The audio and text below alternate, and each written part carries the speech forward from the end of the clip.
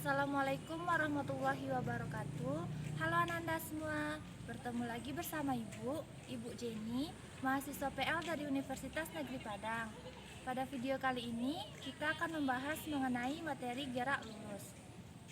Materi gerak lurus ini terdapat pada KD 3.3, yaitu menganalisis besaran-besaran fisis pada gerak lurus dengan kecepatan konstan dan gerak lurus dengan percepatan konstan.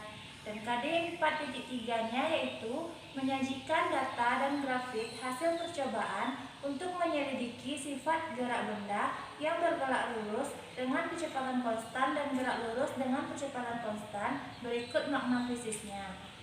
Nah, indikator pencapaian kita pada hari ini yaitu yang pertama, mengidentifikasi peristiwa gerak lurus dalam kehidupan sehari-hari. Yang kedua, menjelaskan konsep gerak lurus. Yang ketiga, menjelaskan besaran-besaran fisis pada gerak lurus.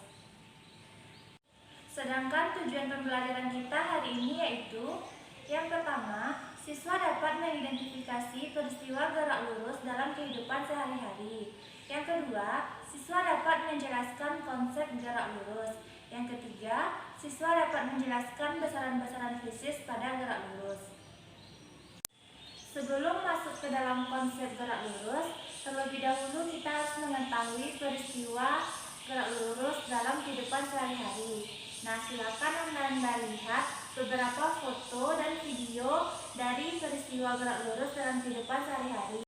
Nah, untuk gambar yang pertama yaitu mobil yang bergerak lurus sesuai dengan lintasannya.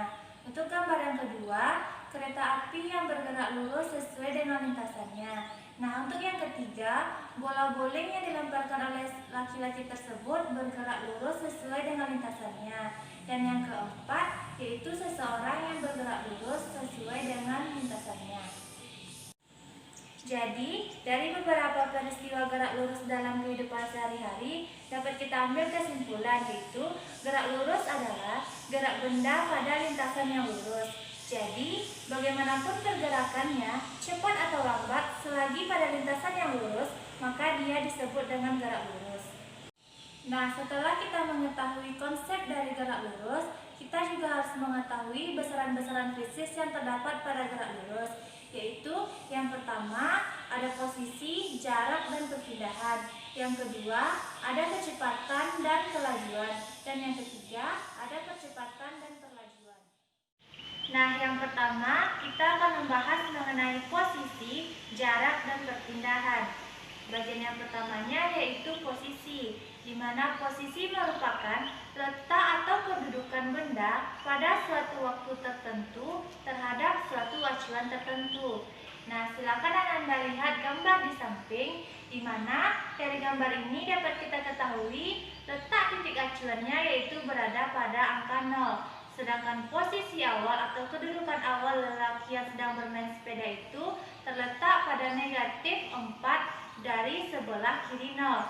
Sedangkan posisi akhirnya terletak pada positif 3 dari sebelah kanan 0. Selanjutnya kita akan membahas mengenai jarak dan perpindahan, di mana jarak merupakan panjang lintasan yang ditempuh oleh suatu benda dalam selang waktu tertentu, di mana kita mengetahui bahwa jarak merupakan besaran skalar. Jadi, nilai jarak tidak dipengaruhi oleh arah, maka jarak selalu bernilai positif. Selanjutnya yaitu perpindahan, di mana perpindahan merupakan perubahan posisi suatu benda ketika adanya perubahan waktu, di mana kita ketahui bahwa perpindahan merupakan besaran vektor, maka nilai dari perpindahan dipengaruhi oleh arah dari perpindahan benda tersebut. Nah, untuk lebih memahaminya, silakan Anda lihat animasi kura-kura di samping, di mana kura-kura berjalan ke arah timur sejauh A dan berjalan ke arah utara sejauh B. Sedangkan C merupakan resultan dari gerak kura-kura tersebut. Nah, dari animasi tersebut dapat kita ketahui bahwa jaraknya yaitu A ditambah B ditambah C. Sedangkan untuk perpindahannya yaitu C. Kucing tersebut berbalik lagi ke koordinat negatif 2. Jadi, jarak yang ditempuh kucing tersebut yaitu panjang AC ditambah panjang CB ditambah panjang BC. sehingga hasilnya yaitu 19 meter. Untuk perpindahannya yaitu panjang AC ditambah panjang CB dikurang panjang BC, sehingga hasilnya yaitu 5 meter. Materi selanjutnya yaitu kecepatan dan kelajuan, di mana kecepatan merupakan perpindahan yang ditempuh setiap satuan waktu, sedangkan kelajuan adalah jarak yang ditempuh setiap satuan waktu. Kecepatan terbagi menjadi dua, yaitu kecepatan rata-rata dan kecepatan sesaat. Begitu juga untuk kelajuan terbagi menjadi dua, yaitu kelajuan rata-rata dan kelajuan sesaat. Nah, yang pertama yaitu kita akan membahas mengenai kecepatan rata-rata, di mana kecepatan rata-rata merupakan perpindahan yang ditempuh tiap satuan waktu. Persamaan dari kecepatan rata-rata ini yaitu perpindahan dibagi dengan selang waktu, atau V rata-rata sama dengan delta X per delta T, di mana V rata-rata merupakan kecepatan rata-rata, delta X merupakan perpindahan, dan delta T merupakan selang waktu. Selanjutnya yaitu kelajuan rata-rata, di mana kelajuan rata-rata ini merupakan jarak yang ditempuh tiap satuan waktu, di mana persamaannya kelajuan rata-rata sama dengan jarak tempuh total dibagi dengan selang waktu, atau V rata-rata sama dengan sigma S per delta T, di mana V merupakan kelajuan rata-rata, sigma S merupakan jarak tempuh total, dan delta T merupakan selang waktu. Selanjutnya yaitu kecepatan sesaat, di mana kecepatan sesaat ini merupakan kecepatan benda itu pada selang waktu yang sangat kecil atau mendekati nol, di mana persamaannya yaitu Vt sama dengan limit delta T menuju 0 delta X per delta T, di mana Vt merupakan kecepatan sesaat, delta X merupakan perpindahan, dan delta T merupakan selang waktu. Selanjutnya yaitu kelajuan sesaat, di mana kelajuan sesaat ini merupakan kelajuan benda itu pada selang waktu yang sangat kecil atau mendekati nol, di mana persamaannya yaitu Vt sama dengan limit delta T menuju 0 sigma S per delta T, di mana V merupakan kelajuan sesaat, sigma S merupakan jarak tempuh total, dan delta T merupakan perubahan waktu atau selang waktu. Untuk lebih memahami materi, marilah kita bahas contoh soal berikut. Agus berlari dari titik A pada posisi X1 sama dengan 2 meter menuju ke arah kanan dan sampai pada posisi X2 sama dengan 7 meter di titik B dengan melewati rute A, B, C, B. Jika waktu yang digunakan adalah 2 sekon, berapakah kecepatan rata-rata dan kelajuan rata-rata Agus? Nah, diketahui A sama dengan X1 sama dengan 2 meter, sedangkan B sama dengan X2 sama dengan 7 meter, delta T-nya yaitu 2 sekon, delta X sama dengan X akhir dikurang X awal, yaitu 7 dikurang 2 sama dengan 5 meter ke arah kanan.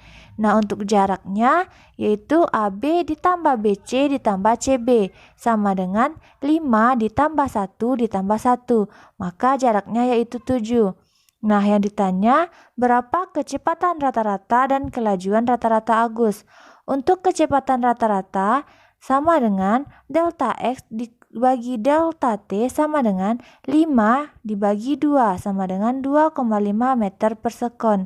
Nah, untuk kelajuan rata-rata Agus, V sama dengan sigma S per delta T, maka 7 dibagi 2 sama dengan 3,5 meter per sekon. Nah, materi kita yang terakhir yaitu percepatan dan perlajuan, di mana percepatan ini merupakan perubahan kecepatan dalam selang waktu tertentu, sedangkan perlajuan merupakan perubahan kelajuan dalam selang waktu tertentu. Percepatan terbagi menjadi dua, yaitu percepatan rata-rata dan percepatan sesaat.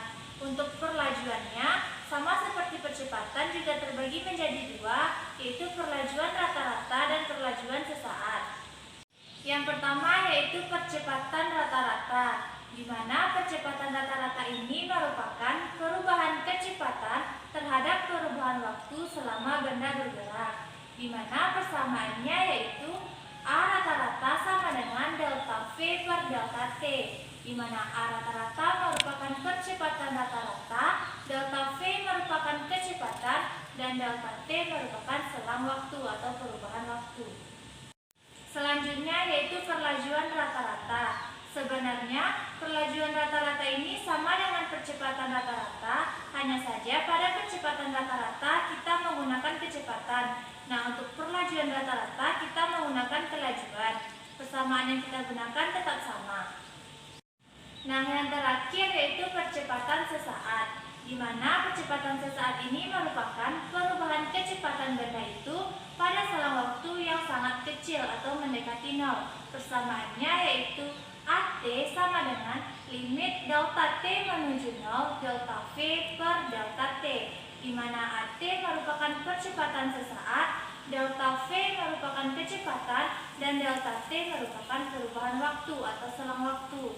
Nah, begitu juga untuk perlajuan sesaat, persamaan yang kita gunakan itu sama, yang membedakan yaitu untuk percepatan sesaat kita gunakan kecepatan, sedangkan untuk perlajuan sesaat kita gunakan kelajuan. Untuk lebih memahami materi, marilah kita bahas contoh soal berikut. Suatu mobil bergerak pada jalan lurus. Pada detik pertama, mobil bergerak dengan kecepatan 7 meter per sekon. Pada detik kedua, kecepatannya menjadi 9 meter per sekon. Berapakah percepatan rata-rata mobil tersebut?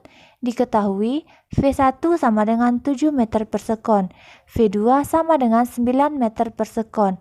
Delta T-nya yaitu 2 dikurang 1 sama dengan 1 sekon. Ditanya, berapa percepatan rata-rata mobil tersebut?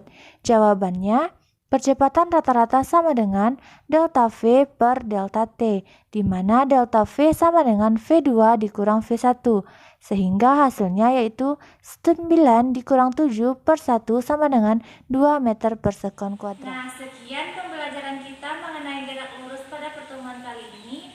Ibu harapkan Anda semua dapat memahaminya dengan baik. Sekian yang dapat Ibu sampaikan. Assalamualaikum warahmatullahi wabarakatuh.